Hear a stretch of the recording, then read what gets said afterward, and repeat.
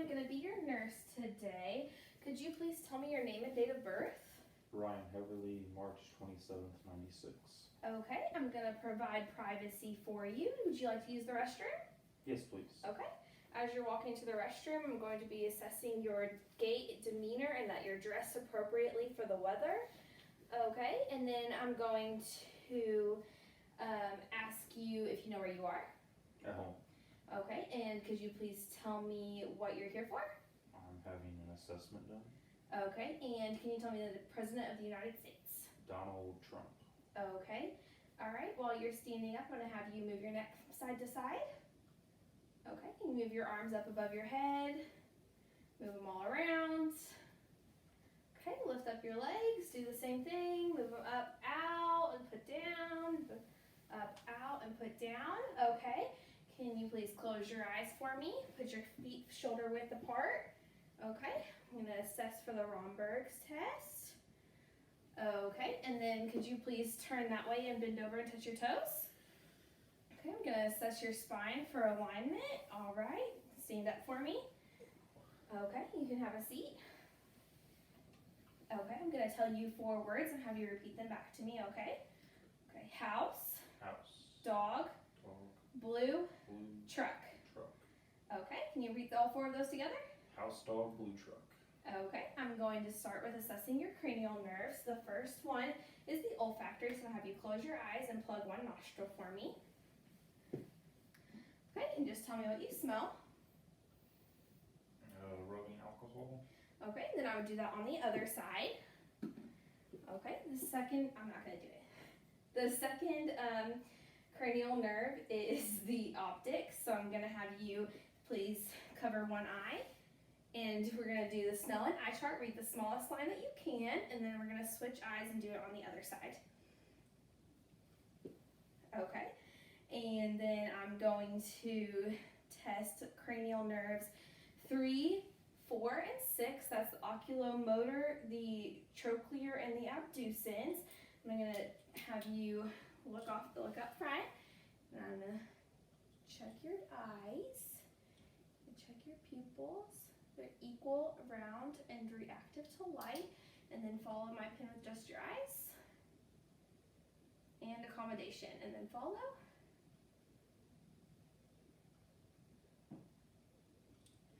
Okay, cranial nerve number 5 is the trigeminal. Okay, I'm going to have you clench your teeth. Okay, blow up your cheeks, puff them out. Raise your eyebrows up and down. Okay, and then number 7 is facial, so I'm also testing for that at this time. All right, I'm going to tell you this is soft, this is hard. Close your eyes and tell me what you feel. Soft. Hard. Soft. Hard. Okay, I'm going to go ahead and continue that on your arms and your legs. Soft. Hard. Soft. Hard. Okay. Okay, and I'm going to have you face that way for me. Sitting down. Yes, that's fine. Okay. Cranial nerve number 8 is the vestibulocochlear, so I'm going to have you cover one ear for me. Okay, tell me what you hear. Dog. Okay, switch ears.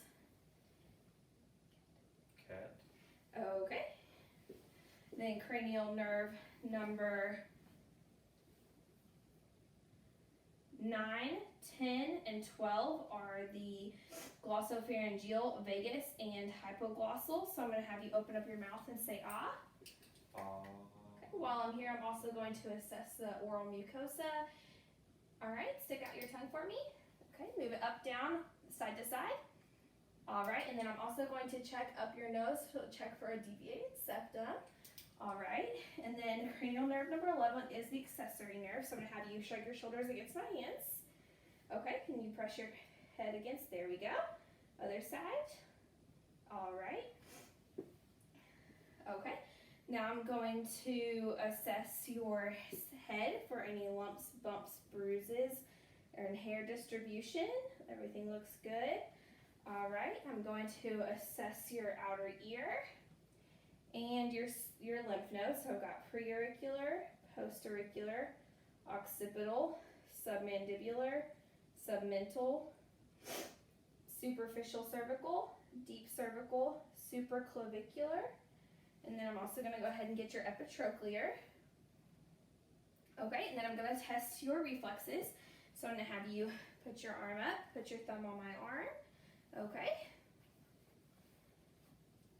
This is the, there we go, and then we're going to lift up your arm, let it dangle. Okay. Okay.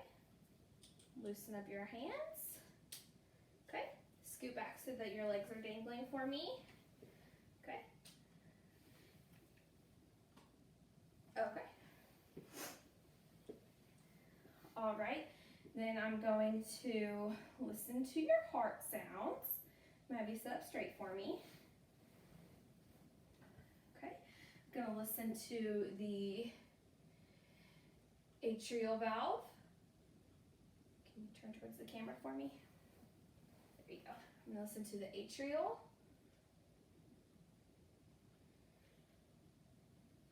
The pulmonic. Herb's point. The tricuspid. And then the mitral. And while I'm at the mitral, I'm also going to palpate the apical pulse. And then also take the apical pulse for 1 full minute. Okay, while I'm here, I'm going to find the suprasternal notch, the ankle of Louis, and then assess the costal ankle. Okay, and I'm also going to listen to lung sounds. You've got 10 on the front, and I'm going to do that by going from side to side so I can compare each side.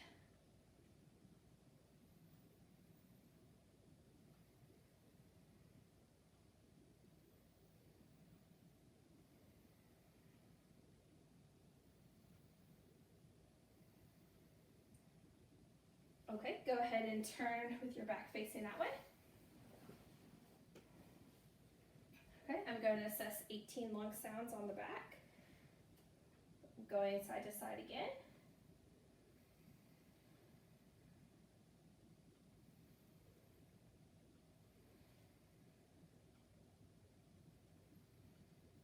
Okay, now I do that on each side.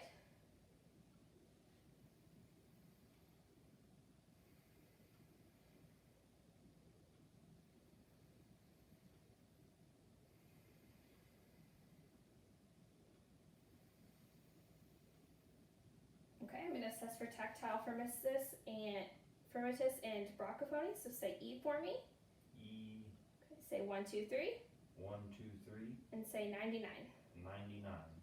Okay, while I'm back here, I'm also going to have you swallow for me while I palpate the thyroid. Okay, and then I'm going to also take your trachea, if you want to turn it back around. Okay, I'm going to also take the trachea. Okay, and then I'm going to palpate the carotid artery on each side, but only one at a time. I'm also going to get the brachial artery, the radius, ulna, okay, popliteal, the posterior tibial, and the dorsalis pedis. While I'm down here, I'm going to check for cap refill and check your nail beds on your toes. And then I'll check for cap refill and your nail beds on your fingers, so that's good. Okay, go ahead and lay down for me. Okay, while you're laying down, I'm gonna raise the head of the bed by 35 to 45 degree angle and have you turn your head away from me. And then I'll check for jugular venous distension and do that on both sides. Okay, I'm gonna ask the frequency of your self-breast exams. And that should be done once a month for females around days 7 to 10 of the cycle. Okay, and then I'll show you how to properly do that by lifting one arm above your head and placing a pillow underneath. Okay. All right, and then I'm going to inspect the abdomen for any lumps, bumps, or swelling. Okay. Then I'm going to auscultate bowel sounds, starting in the right lower quadrant and working my way around for 1 full minute, and if I can't hear any sounds, for 5 minutes in each quadrant.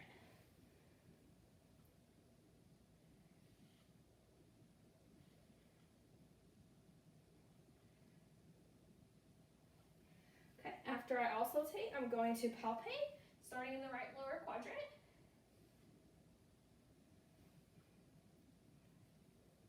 Then I'm also going to palpate the bladder and see if it's distended. Okay, did any of that bother you?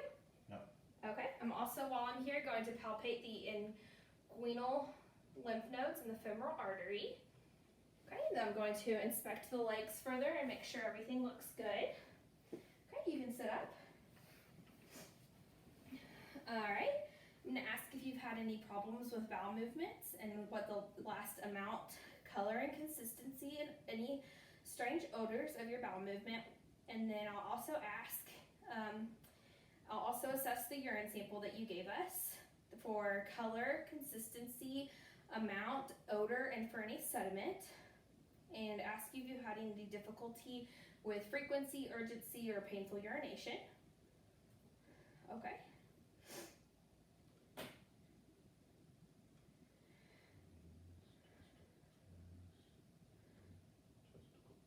Okay, and since you're a male, I'm also going to ask about how frequently you do your self-testicular exam. Okay. Okay, yes, you should do that once a month. And then if you're a female, I'm also going to ask when your last known menstrual cycle was.